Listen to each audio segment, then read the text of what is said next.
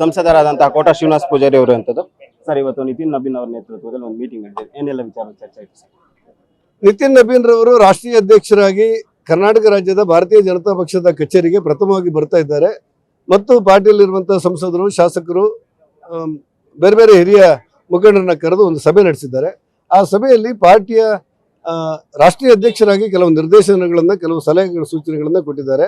ನಾವು ಬೂತ್ ಮಟ್ಟದಲ್ಲಿ ಯಾವ ರೀತಿ ಕೆಲಸ ಮಾಡಬೇಕು, ಶಕ್ತಿ ಕೇಂದ್ರದಲ್ಲಿ ಯಾವ ರೀತಿ ಶಕ್ತಿಯನ್ನು ಪಡಿಬೇಕು, ಮಹಾಶಕ್ತಿ ಕೇಂದ್ರದಲ್ಲಿ ಮತ್ತು ಮಂಡಲ ಮಟ್ಟದಲ್ಲಿ ನಮ್ಮ ಕಾರ್ಯಚಟುವಟಿಕೆ ಹೇಗಿರಬೇಕು, ರಾಜ್ಯ ಮಟ್ಟದಲ್ಲಿ ಒಟ್ಟಾಗಿ ಒಂದಾಗಿ ಸಂಘಟನಾತ್ಮಕ ಹೋರಾಟವನ್ನು ಯಾವ ರೀತಿ ಮಾಡಬೇಕು, ಒಂದು ವಿಪಕ್ಷದ ನೆಲೆಯಲ್ಲಿ ಭಾರತೀಯ ಜನತಾ ಪಕ್ಷ ಕರ್ನಾಟಕದಲ್ಲಿ ಅತ್ಯಂತ ಅರ್ಥಪೂರ್ಣವಾಗಿ ಕೆಲಸ ಮಾಡಿ ಜನಸಾಮಾನ್ಯರ ಮನಸ್ಸನ್ನು ಗೆಲ್ಲಬೇಕು.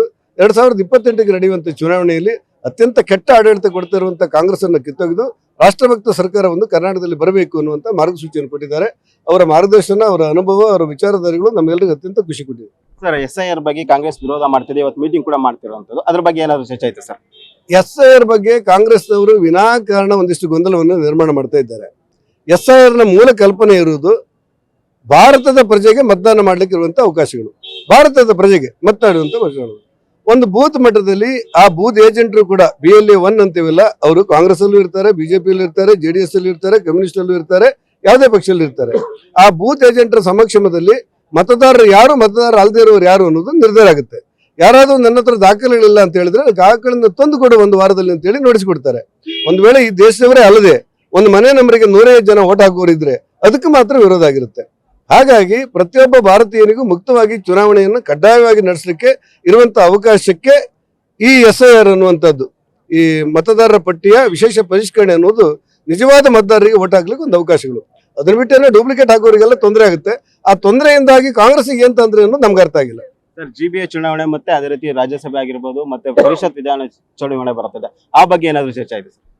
ಇಲ್ಲ ಸರ್, ಈ ನಿಮ್ಮ ಯಾವುದೇ ಚುನಾವಣೆಗಳು, ಮಹಾನಗರ ಪಾಲಿಕೆ ಚುನಾವಣೆ ಅಥವಾ ಮುಂಬರುವಂತಹ ರಾಜ್ಯಸಭೆ ಅಥವಾ ವಿಧಾನ ಪರಿಷತ್ ಚುನಾವಣೆಗಳು ಪಕ್ಷದ ಮಟ್ಟದಲ್ಲಿ ನಡೆಯುತ್ತೆ. ಇದೊಂದು ಕಾರ್ಯಾಗಾರದ ರೀತಿ ನಮ್ಮನ್ನೆಲ್ಲ ಕರೆದು ಒಂದಷ್ಟು ಉದ್ದೇಶಿಸಿ ಮಾತನಾಡಿದ್ದಾರೆ. ಆ ಮಾತುಗಳು ಅತ್ಯಂತ ಪ್ರೇರಣಾದಾಯಕ ಇದ್ದು ಅನ್ನೋದು ನಮಗೆಲ್ಲ ಖುಷಿ ಕೊಟ್ಟಿದೆ. ಆಂತರಿಕ ಕಲಹ ಬಗ್ಗೆ ಏನಾದ್ರು ಚರ್ಚೆ ಆಯ್ತು ಪಕ್ಷದ? ಅಂತರ ಕಲಹ ನಮ್ಮ ಪಕ್ಷದಲ್ಲಿ ಇಲ್ಲ, ಬೇರೆ ಪಕ್ಷದ ಬಗ್ಗೆ ನಾವು ಮಾತಾಡುವುದಿಲ್ಲ. ಸರ್, JDS ಮತ್ತು BJP ಮೈತ್ರಿ ಬಗ್ಗೆ ಚರ್ಚೆ ಆಯ್ತು ಸರ್? ಸಹಜವಾಗಿಲ್ಲ. ಯಾವುದೇ ಮೈತ್ರಿ, ಯಾವುದೇ ಒಡಂಬಡಿಕೆಯನ್ನ ರಾಜ್ಯ ಮಟ್ಟದಲ್ಲಿ, ರಾಷ್ಟ್ರ ಮಟ್ಟದಲ್ಲಿ ರಾಷ್ಟ್ರೀಯ ಅಧ್ಯಕ್ಷರು, ರಾಜ್ಯಾಧ್ಯಕ್ಷರು ಮತ್ತು ಅವರ ತಂಡ ಕೂತ್ಕೊಂಡು ಕೋರ್ ಕಮಿಟಿಯವರು ಮಾತಾಡ್ತಾರೆ. ಅದನ್ನಲ್ಲಿ ಸಹಜವಾಗಿ ಚರ್ಚೆ ಬರುವುದಿಲ್ಲ. ಹಾಗಾಗಿಯೂ ಕೂಡ ನಾವೊಂದು JDS ಜೊತೆಯಲ್ಲಿ ನಮ್ಮಲ್ಲಿ ಏನು ಹೊಂದಾಣಿಕೆ ಇದೆ ಅದನ್ನು ಗೌರವಾನ್ವಿತವಾಗಿ ಮುಂದುವರಿಸುವಂತ ಕ್ರಮಗಳು ಇರುತ್ತೆ. ಮತ್ತೆ ಎಲ್ಲರನ್ನ ವಿಶ್ವಾಸ ತಗೊಂಡು ಪಾರ್ಟಿಯನ್ನ ಸ್ವಂತ ಶಕ್ತಿಯ ಮೇಲೆ ಬೆಳೆಸಬೇಕಾದಂತ ಅನಿವಾರ್ಯತೆ ಇದೆ. ಅದ್ರ ಬಗ್ಗೆ ಅವರ ಮಾರ್ಗದರ್ಶನ ಇತ್ತು.